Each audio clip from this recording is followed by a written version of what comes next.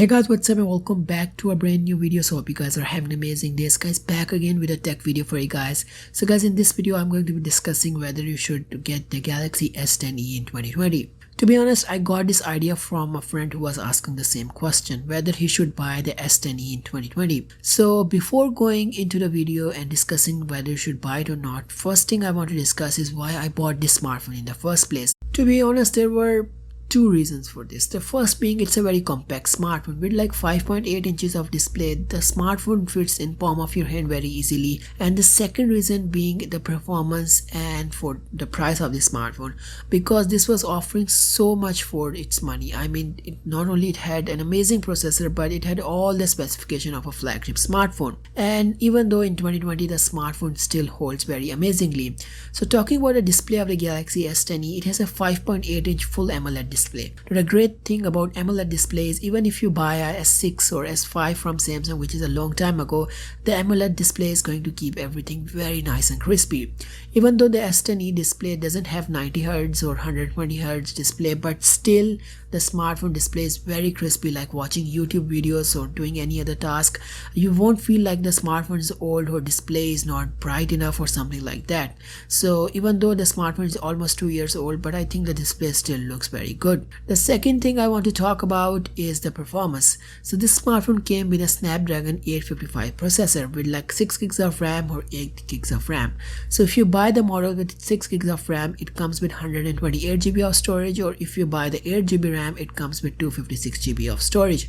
To be honest, I have the 6 GB model and still my storage is not full.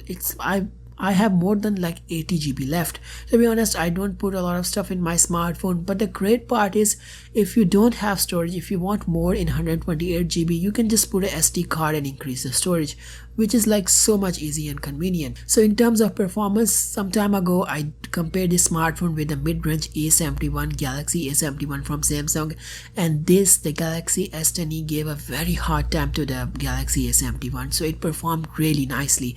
I will put the link in the description so you guys can watch that video. So still after so much time, I mean, multitasking, using social media, or like playing any game from Play Store isn't a problem for the Galaxy S10e at all, because the processor of the smartphone was pretty flagship back then, so that's why it's holding very nicely. And I think it can easily beat most of the mid-range smartphones of 2020. So the third point I want to talk about is kind of the point I don't like about this smartphone, the battery life.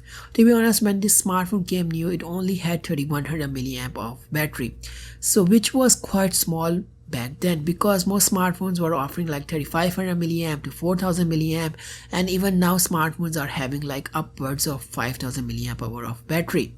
To be honest, back then the smartphone battery was really bad. I mean, first when I bought the smartphone, I was really devastated regarding the battery life. But later on, Samsung kept sending so many updates. But now, even though the battery is quite old, but still it's much better due to updates.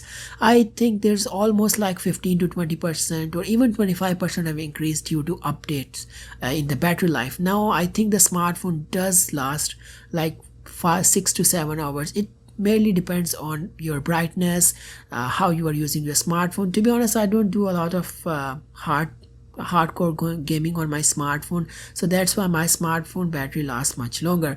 But if you are a hardcore gamer and you like to turn every mode on, or if you like to keep the brightness full, then I think the battery is going to be an issue for you. But the great part is it does come with USB-C, because of which you can charge this smartphone very quickly. Another point to note is this smartphone also comes with a headphone jack, which is so good because you can just take any headphones, any 3.5mm headphones from your drawer and just plug it in.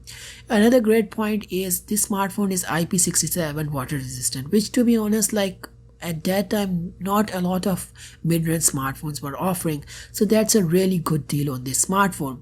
Last but not least, I want to talk about the cameras. To be honest, I have filmed so many videos using this smartphone. So many of my reviews were filmed using the cameras of the S10e, because the cameras of this smartphone is amazing. It has dual camera on the back. The main camera is 16 megapixel, which can record 4K, and the great part is the front camera can also record 4K, which is a really good deal. It also has a second camera, which is a wide angle, so it will be easy for you to take Instagram shots. To be honest, like making videos, taking like photos, the camera has an amazing result. Of course, it's not as good as like the S10 or the S10 Plus, but still it's comparable to any mid-range smartphone of 2020. And being a Samsung, the cameras are always good on their flagship. So in the end, I have to say, like, for under $400 used, I think this smartphone is a really good deal. I mean, you can get it for a brand new one for like $500 or more, but if you search on eBay, you can even find it for like $300 to $350.